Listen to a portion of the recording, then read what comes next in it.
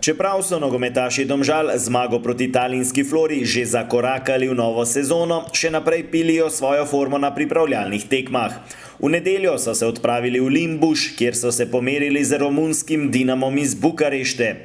Trener Simon Rožman je nogometašem, ki so v četrtek proti Estoncem tvorili prvo enajsterico, namenil počitek, priložnost za dokazovanje pa so dobili preostali člani rumenih.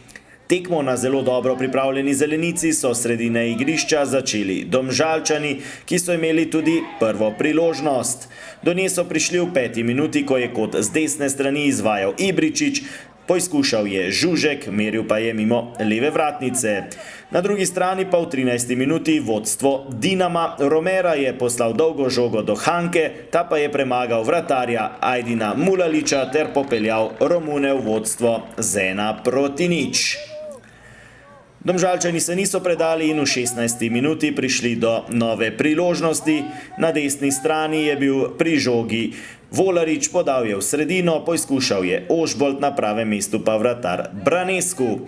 V 17. minuti podvojitev vodstva Dinama, podaja Romere, do strela z glavo je prišel Adam Nemec in vratar Ajdin Mulalić je bil še drugič brez moči.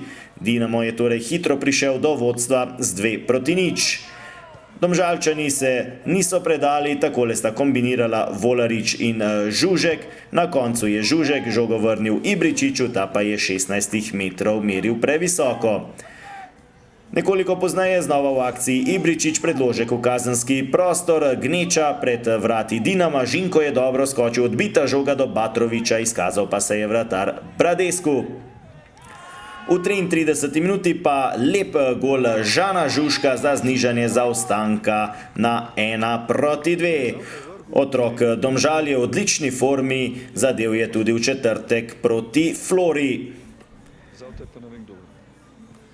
V 37. minuti pa izenačenje, kot znova za Ibričića, predložek v kazenski prostor. Visoko je skočil novinec Faruk Gačan in z glavo premagal nemočnega vratarja Branesca za izid 2:2. Torej Domžalčani so v vsega 4 minutah prišli do izenačenja.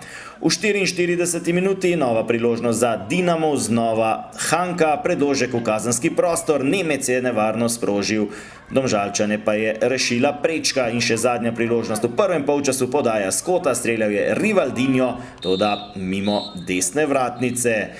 Torej, po prvih 45 minutah izid 2:2, med odmorom je Simon Rožman opravil kar 5 zamenjav, na drugi strani Kosmin kontra le 2. V 51. minuti priložnost za Nemca, streljal je mimo desne vratnice, 2 minuti pozneje je poizkušal Kristjan Sredojević, meril je previsoko. Potem malce zatišja in v 72. minuti nov strel proti vratom Dinama, Rubin Hebaj je streljal premalo natančno. V 80. minuti pa hitri Valentin Kostače, takole je prišel mimo Gačana, podal v sredino, tam je bil na pravem mestu Rivaldinho in sin slovitega Rivalda je dosegel še 3. gol za Dinamo iz Bukarešte. Minuto pozneje so imeli Domžalčani izjemno priložnost za izenačenje. Pri žogi Marko Huč, takole je prišel vse do vrat, streljal, vratar Branescu je odbil do Jarovića, ta pa ni uspel zatresti prazne mreže.